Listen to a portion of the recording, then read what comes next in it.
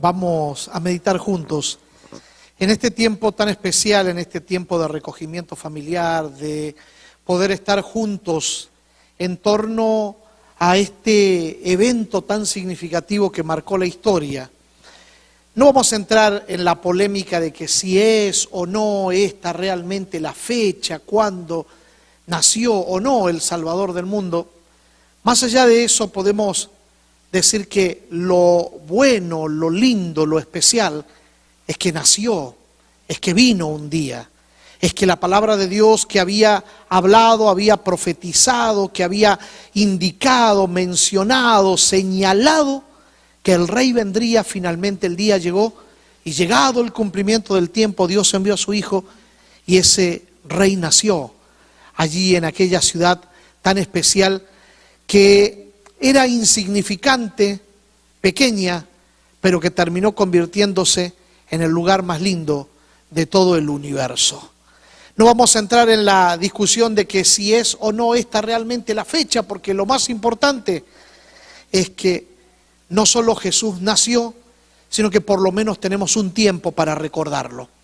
Y en este tiempo especial que la cristiandad saca para recordarnos el nacimiento de nuestro Salvador, viene bien, es bueno el espacio, es especial el momento, para que en familia nosotros podamos meditar en ese suceso tan significativo y tan especial. En esta hora yo quiero que podamos mirar algunos elementos que están en torno a ese nacimiento bendito, sagrado y santo, como por ejemplo el lugar donde nació, lo que nos enseña el nacimiento de este Rey Redentor y cómo nosotros podemos aplicar estas enseñanzas a nuestra vida. Quisiera que podamos mirar acerca de lo que dice la Biblia con relación a este lugar conocido con el nombre de Belén o Betlehem. En el libro del profeta Miqueas, en el capítulo 5, en el verso 2, está el texto clave, el texto áureo que vamos a meditar nosotros esta tarde en él. Miqueas 5:2, y yo te lo voy a leer. El texto dice así: pero tú, oh Belén Efrata, aunque eres pequeña entre las familias de Judá, de ti me saldrá el que será el Señor de Israel, cuyo origen es desde el antiguo, desde los días de la eternidad. El mensaje de esta hora o este momento de reflexión lo hemos titulado con el nombre de Belén, casa de pan. Y lo llamamos así porque ese es el significado de la palabra Belén. Belén significa eso, casa de pan. Y vamos a ver tres cosas importantes con relación a este Belén o a este Belén o a esta casa de pan. Primero vamos a hablar un poquitito acerca de la historia de Belén. Luego vamos a hablar de la posición de Belén dentro o en comparación con las otras ciudades de alrededor o las principales de su época.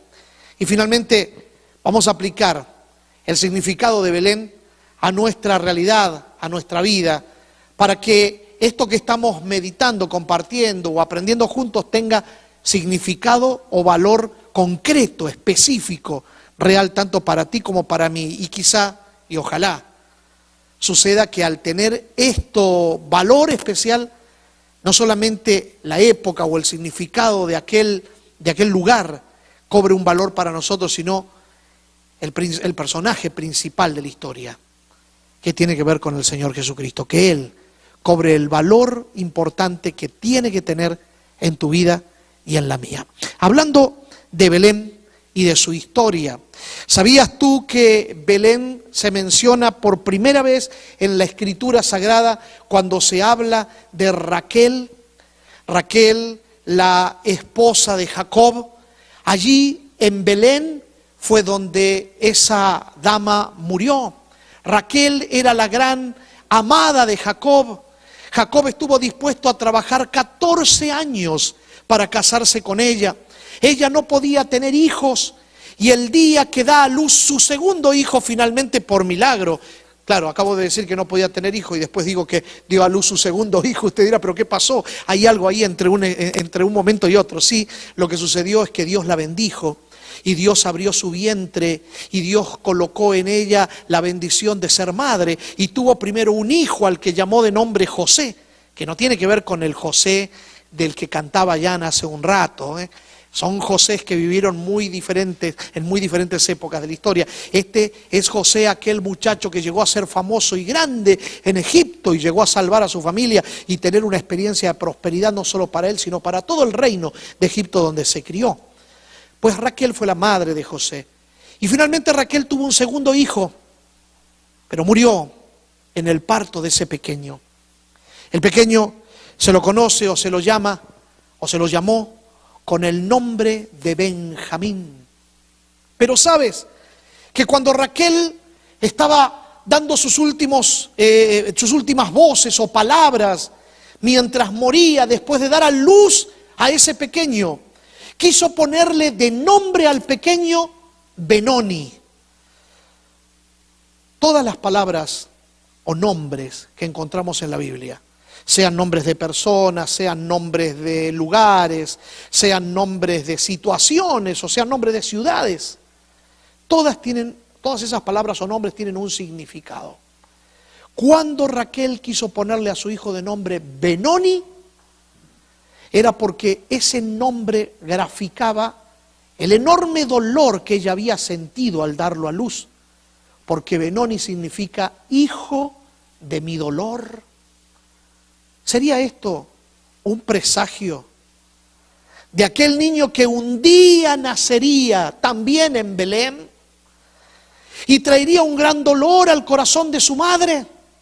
Y estoy refiriéndome nada más y nada menos que a Jesús y a María, porque un día María fue a presentar a Jesús delante de Dios en el templo de Jerusalén, y el que estaba allí, sacerdote, que era también una suerte de profeta del tiempo, le dice a María: oh, este niño traerá una espada que atravesará tu corazón y sentirás un gran dolor por la vida de él. Ah, bien, Jesús podía ser ese Benoni de María. Sin embargo, el esposo de Raquel, Jacob, no dejó que Raquel le ponga ese nombre a su hijo. Dijo: no. Aun cuando te haya causado este gran dolor, él no será llamado Benoni, él se llamará Benjamín. Te decía que todos los nombres tienen un significado. La palabra o la expresión Ben en el hebreo significa hijo. Benoni, hijo de mi dolor. Benjamín también es hijo, pero en este caso, hijo de mi diestra. Ah, porque mejor que hijo del dolor era recordar, presentar, proyectar, mostrar, profetizar, señalar, anunciar a ese que nacería como este pequeño en Belén, pero que sería nada más y nada menos que el hijo de la diestra. Y no el hijo de cualquier diestra, sino el hijo de la diestra de Dios, que ya era anunciado desde aquel tiempo, que un día vendría y nacería allí en Belén, Efrata, la pequeña ciudad en Belén de Judea. Oh sí, porque Jesús es el verdadero hijo de la diestra, el que se sentaría un día a la diestra del Padre, después de haber obtenido para nosotros eterna redención. Y como sucedió con Raquel en aquella ocasión, que ella quiso ponerle el nombre a su hijo y el padre dijo: no le pondrás tú el nombre será Benjamín. De la misma manera sucedería con María, cuando un día, anunciada por el ángel la venida del Mesías, le dice: y tendrás un hijo, pero no le pondrás tú el nombre, el padre ya le puso el nombre y será llamado su nombre Jesús. Jesús significa Salvador. Y por eso el ángel dijo: porque Él salvará a su pueblo de su pecado. Él provocará, como decíamos estas noches, la reconexión, nos volverá a reconectar con Dios. Y por eso, gracias a ese Mesías Redentor que vendría, la humanidad tendría seguridad y eterna salvación. Alabado sea el nombre del Señor. Jesús era anunciado ya Cuando Raquel moría y su hijo nacía en aquella pequeña Efrata, en aquella pequeña Belén de Judea. Pero también allí en Belén vivió Noemí, aquella señora que un día se fue a tierras paganas y regresó otra vez después de los años, ya no siendo Noemí, sino siendo Mara. Mara significa amargura, amarga. Vino con su corazón de amargura, pero cuando llegó a Belén recordó que ella era Noemí. Noemí significa risa, gozo, alegría. Porque en Belén es donde se encuentra la alegría. Porque de Belén saldría el gozo. De Belén saldría la risa plena. De Belén vendría la experiencia que traería gozo y alegría al corazón de aquellos que se encuentren con el Rey de Belén, con el Señor Jesús. Por eso Noemí, con su vida también nos mostraba que un día de Belén saldría la alegría. Allí en Belén también vivió Ruth, aquella que llegó a declarar un día: tu pueblo será mi pueblo y tu Dios será mi Dios. Aquella mujer que no era descendiente de los hijos de Israel, que no era del pueblo aquel que había sido asignada las verdades del Evangelio. Ella era una pagana, y de esta manera, al incluirla como parte de la genealogía del Mesías, habiendo vivido también ella en Belén, nos indica la historia que Belén sería el centro de salvación, no solo para un pueblo, sino para todos los que quieran. Así como Noemí, que vendría de otro lado, regresando siendo pueblo, reencontrando la alegría en Belén, Ruth, que era de otro pueblo pagano, vendría y encontraría la esperanza, la seguridad y un redentor en Belén de Judea, donde encontró a Boz. Ese era el nombre de aquel que quiso ser su Goel. Goel es una palabra hebrea que significa redentor. Fue quien la redimió para que ella pueda tener su lugar y su espacio digno dentro de la sociedad. Era también una proyección de que en Belén vendría un día el Redentor, el verdadero Goel de la historia, para darle a nuestro corazón la redención que buscamos, devolviéndonos en ella la dignidad, la fortaleza, la seguridad y nuestro lugar no solo en este mundo, sino también en toda la eternidad. Qué lindo es recordar la historia de Belén, porque allí en Belén nació el superlativo rey, aquel pequeño que desde niño defendía las ovejas de su padre, las pastoreaba y las cuidaba de los osos y de los leones, y los vencía. Y un día, con esa confianza, salió a vencer al gigante, demostrándonos que un día vendría el verdadero rey, el verdadero David de la historia, a vencer al peor de los gigantes, al enemigo más bravucón que hayamos tenido, el originador de la desconexión, el originador del mal y del pecado, aquel diablo y Satanás, que sería vencido finalmente, como ayer hablamos, en la cruz del Calvario por el verdadero David de la historia, que era nada más y nada menos que nuestro Señor Jesús. La historia de David y Goliat nos recuerda a nosotros que todos necesitamos un David, que solos no podemos pelear contra el gigante, y que ese David vendría y vino un día y venció a ese gigante para darte a ti y a mí la victoria y la seguridad. La historia de David, aquel que nació en Belén, nos recuerda, nos presenta o nos reafirma en la idea de que no tenemos nada que temer, que si Dios es por nosotros, nadie contra nosotros, porque así como David venció en sus batallas, Jesús hizo lo mismo, pero en mayor amplitud, y en su victoria te hizo vencedor a ti y me hizo vencedor a mí.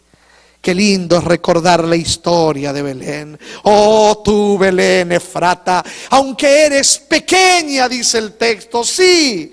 La posición de Belén en aquel tiempo de la historia Nos mostraba la realidad de un pueblo pequeño, insignificante, olvidado. Aunque tenía esta historia que ya mencionamos, con el correr de los años la gente se olvidó. Qué poca memoria solemos tener los seres humanos. Olvidados por las realidades que habían acaecido, sucedido en el pasado, que nos señalaban al Redentor que vendría. Una noche a hurtadillas, una noche silenciosa, Belén pasaba de ser la ciudad más pequeña a convertirse en la ciudad más extraordinaria de este universo, a convertirse en el mejor lugar del mundo, a convertirse en la ciudad más grande de todos los tiempos, porque en ella nacía el Mesías Redentor. Esa historia de Belén nos recuerda que de allí vendría el Salvador, pero la posición de Belén nos muestra el carácter y la obra de Dios. Oh sí, el carácter de Dios, porque Dios habita con el humilde. El carácter de Dios porque en ella nos demuestra que los pequeños o las pequeñas cosas o los pequeños lugares o las pequeñas iniciativas pueden convertirse en grandes en las manos de Dios. Porque en esa ciudad humilde y pequeña, olvidada y dejada de lado, ese lugar se convirtió en un momento dado en el centro del universo y llegó a ser exaltada más que cualquiera de las ciudades que conozcamos hasta el día de hoy. Belén se convirtió en la principal ciudad de la historia porque en ella nació el Redentor. ¿Qué significa eso? Significa que Jesús, como decíamos esta mañana, hace la diferencia, mi amigo. Cuando Jesús llega a una vida, esa vida pequeña, sin mucho brillo, sin mucho futuro también, ahora alcanza una plenitud especial, un brillo significativo, un significado exclusivo y único y un futuro glorioso. Porque la diferencia la hace el Señor con su presencia. Dios es capaz de tocar los establos para que los palacios se vuelvan rojos de vergüenza. Dios es capaz de tomar lo que no es y convertirlo en lo más grande. Porque Dios es capaz de hacer que lo que no es sea por el poder de su gracia y su grandeza. Belén en su posición nos recuerda que las cosas pequeñas en las manos de Dios pueden ser grandes. Un pequeño puede ser más grande que un gigante. 300 hombres pueden derrotar un ejército de 42.000. Una ciudad pequeña como Belén puede convertirse en la más importante de la historia. Todo gracias al Señor. Él es el que hace la diferencia. Por eso te decía que la posición de Belén nos demuestra el carácter de Dios y también nos muestra la obra de Dios. Oh sí, porque Dios toma lo que no es para que sea y a lo pequeño lo hace grande por su maravilloso poder. Qué lindo es ver la posición de Belén, pero también entender el significado de Belén le dará sentido a todo esto que estamos hablando. Belén, decíamos, tiene un significado también, como todas las palabras o nombres que encontramos en la Biblia. Belén significa Bet, casa, Lehem, pan. Betlehem, Belén, significa casa de pan. La panadería más grande de la historia la hizo el Señor en un establo. En ese establo oscuro resplandeció la luz. En ese establo olvidado se lo recordará por los siglos de los siglos. Ese establo sucio llegó a ser limpio por la sangre y la grandeza de un Dios que lo visitó. Y ese lugar que nadie hubiese querido estar, hoy se convierte en el lugar donde todos encuentran seguridad. Porque de allí salió el pan que alimentaría al mundo. Belén era casa de pan, porque de allí saldría aquel que tendría la capacidad de sostener la vida de los seres humanos. Nosotros nos sostenemos físicamente en la vida cuando comemos y bebemos. Es indispensable comer la comida diaria, es indispensable beber el agua que necesitamos para que nuestro cuerpo pueda continuar. Son elementos básicos.